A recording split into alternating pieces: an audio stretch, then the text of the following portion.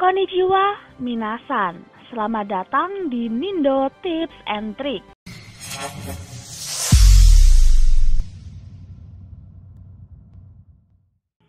Tips and Trick lolos magang di Jepang. Gajinya 33 juta. Oh my god! Wow! Buat kalian nih guys yang ingin magang di Jepang, perlu tahu tentang hal-hal berikut ini. Besaran gaji di Jepang menjadi faktor utama para pemuda-pemudi Indonesia untuk mencari kerja di Jepang, sekaligus untuk mencari pengalaman baru termasuk budaya Jepang.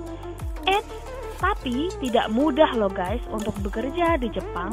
Semua butuh perjuangan dan kerja keras guys. Buat kalian yang ingin kerja di Jepang, harus mempersiapkannya jauh-jauh hari loh. Karena pada dasarnya kerja di Jepang nggak sesimpel kerja di Indonesia. Ada langkah-langkah yang perlu kalian lalui. Yang pertama, pelajari bahasa Jepang. Nah, bahasa merupakan kunci utama. Kalian bisa kerja di Jepang guys. Mempelajari bahasa ini wajib banget deh buat kalian kuasai. Tidak harus yang fasih-fasih amat kok. Kalian hanya cukup bisa bahasa Jepang yang digunakan sehari-hari dalam dunia kerja. Bahasa merupakan modal utama yang harus kalian miliki. Yang kedua yaitu tes. Nah, untuk magang di Jepang harus melalui beberapa tes. Bukan hanya tes bahasa, tetapi juga ada tes matematika, ketahanan fisik pun juga diuji. Sedikit bocoran guys, tes matematikanya itu nggak sesulit pada waktu kalian sekolah. Hanya tes matematika dasar aja, seperti pelajaran saat kalian SD. Jadi, jika kalian paham, pasti deh kalian bisa lolos. Kalau untuk ketahanan fisik sudah tentu ya, sebelum kalian melakukan semuanya itu, kalian harus cek kesehatan kalian dulu.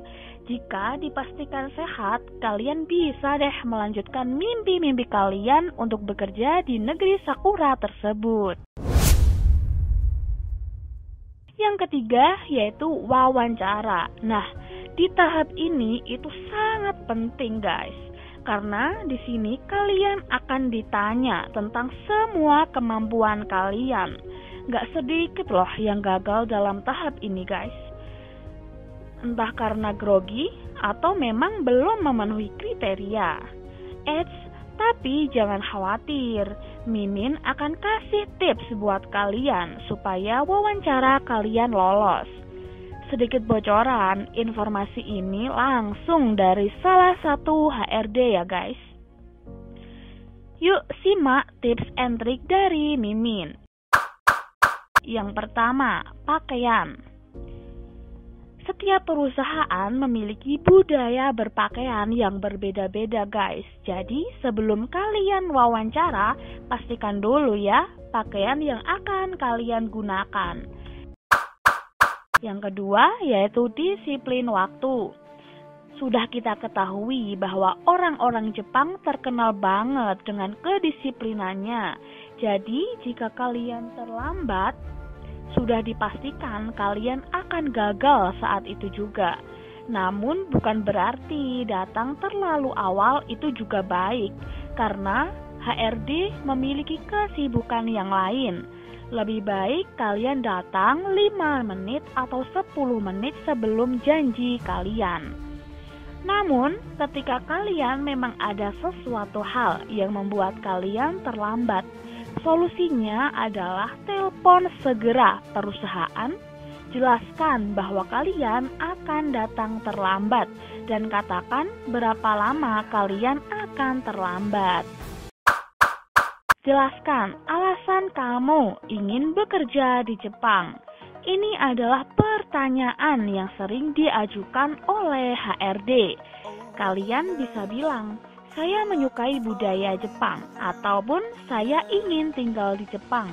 Jawaban itu sudah bagus, namun biasanya HRD akan bilang, jawaban kamu terlalu umum, saya ingin mengetahui dirimu secara detail.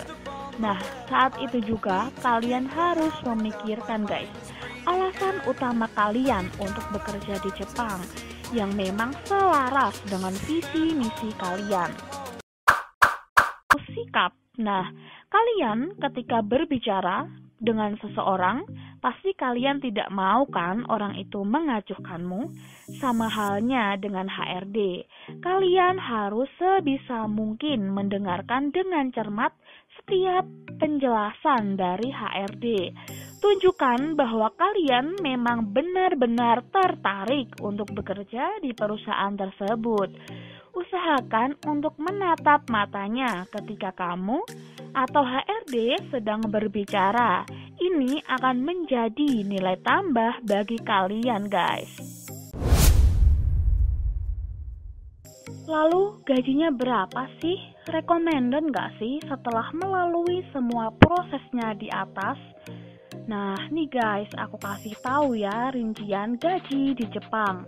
Yang pertama yaitu gaji kotor. Gaji kotor yang akan kalian dapatkan sekitar 250.000 yen atau setara dengan 33 juta per bulan. Biaya dan pajak pemerintah sekitar 44.000 yen per bulan atau setara dengan 5,8 juta per bulan. Gaji bersih per bulan sekitar 9,2 juta per bulan setelah dikurangi biaya program, akomodasi, dan makanan.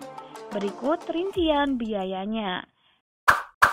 Yang pertama yaitu biaya program sekitar 90.000 yen per bulan, 5 hari seminggu kerja dan studi, 10 hari cuti dibayar dalam 6 bulan program.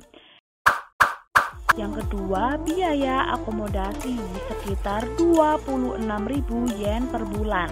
Kamar individual dalam gaya Jepang atau Barat. Biaya utilitas seperti listrik dan wifi sudah termasuk di dalamnya.